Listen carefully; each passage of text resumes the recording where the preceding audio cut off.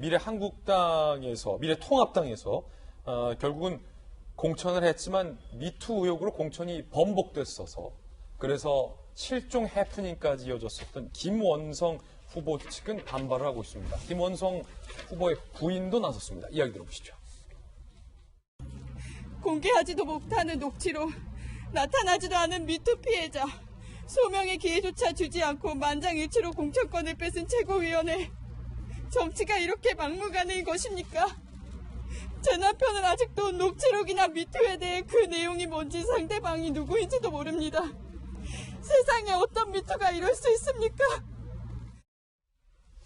자, 사실은 고승덕 의원님, 네. 김원성 후보가 미투 의혹으로 공천이 취소됐다라는 이야기만 저희도 들었을 뿐, 네. 그 미투 의혹이 누구인지, 어떤 내용인지, 누가 의혹을 제기했는지 저희들도 몰랐는데 후보자 본인과 부인도 지금 모르는 상황, 굉장히 좀 답답해 보여요.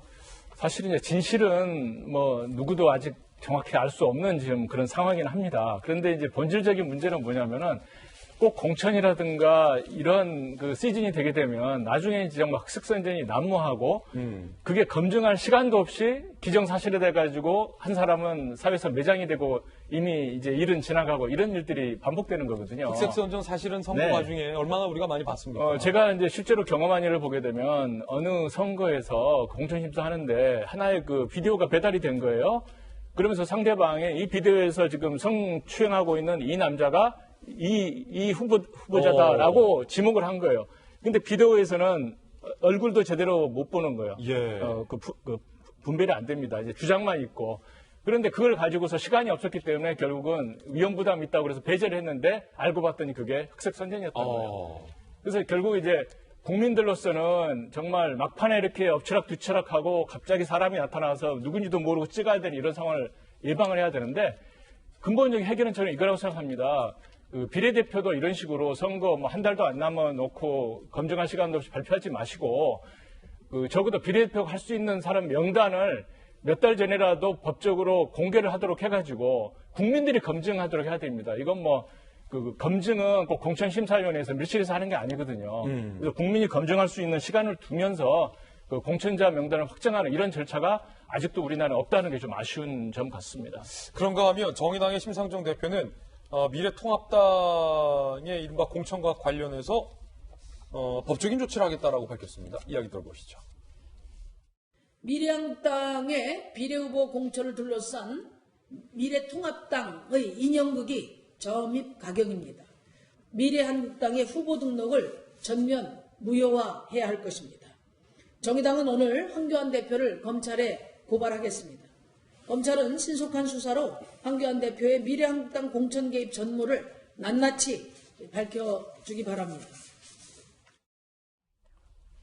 지금 심상정 대표 같은 경우는 윤태호 실장님 먼저 번은 이제 민주당을 향해서 이른바 비례연합정당을 향해서 비판을 했었고 이번에는 미래통합당의 황교안 대표 향해서 비판했는데 양쪽 모두한테 정의당은 좀 불만이 많은 분위기예요. 아니 그렇죠. 뭐 정의당으로서는 이번 선거법 개정의 최고 수혜자가 될 것 같았고 또 이 정의당이란 딱 정당뿐만 아니라 이제 소수 정당 지금까지 득표율에 비해서 과소로 의석을 받을 수밖에 없었던 그런 정당들이 수혜자가 될 것 같았는데 거대 정당들이 위성 정당을 만들어 버렸으니까 뺏긴 거죠. 그래서 이게 제일 불만인 것인데 그리고 또 양당이 막 티격태격해서 강하게 원심력들이 높아지고 자기 지지층을 흡수하다 보니까 정의당은 또 쪼그라들고 있는 상황인 거죠. 예, 서민 교수님 어떻게 보세요?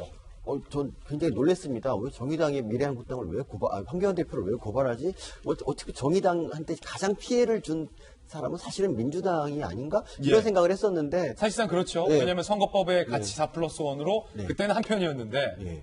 그러니까 정말 그 고발이 좀 뜬금없고요. 그냥 안 하는 게 더 낫지 않았을까. 그냥 정의당 그냥 이름답게 그냥 자기 묵묵히 길을 가시는 게 낫지 않을까 싶습니다. 예. 그런가 하면 3월 3주차의 정당 지지도도 오늘 발표가 됐는데 앞서 말씀드리지만 여론조사는 그냥 여론조사일 뿐이라는 것.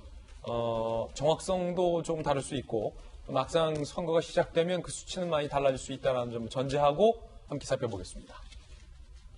보시면 뭐 양당의 지지율도 지지율이지만 정의당의 지지율이 많이 떨어지고 있다는 것을 좀 주목을 할 필요가 있을 것 같아요. 정의당 심상정 대표가 민주당을 향해서 그리고 한국당을 향해서 이렇게 돌아가면서 반발을 하고 있는 이유도 어떻게 보면 이렇게 떨어지는 정의당의 정당 지지율과 무관치 않다라는 분석도 나오고 있는 상황이고, 오차범위 아니긴 합니다만 지금 국민의당과 정의당이 랭크되어 있는 장소가 조금은 다르죠. 그런 것들도 정의당에 많은 영향을 미친 것 같고, 선 교수님 말씀 주셨던 것처럼 사실은 정의당이 민주당과 함께 연동형 비례대표제를 연합을 해서 통과를 시켜놨는데, 통과되고 나서 정의당이 큰 수혜를 입을 것으로 많은 분들이 예측을 했지만 결과적으로 민주당이 위성정당을 하나도 아니고 두 개랑과 또 이제 연합한다라는 가능성을 시사하면서 정의당 입장에서는 상당히 좀 공간이 많이 협소해질 수 있다라는 생각을 좀 하는 분위기인 것 같습니다.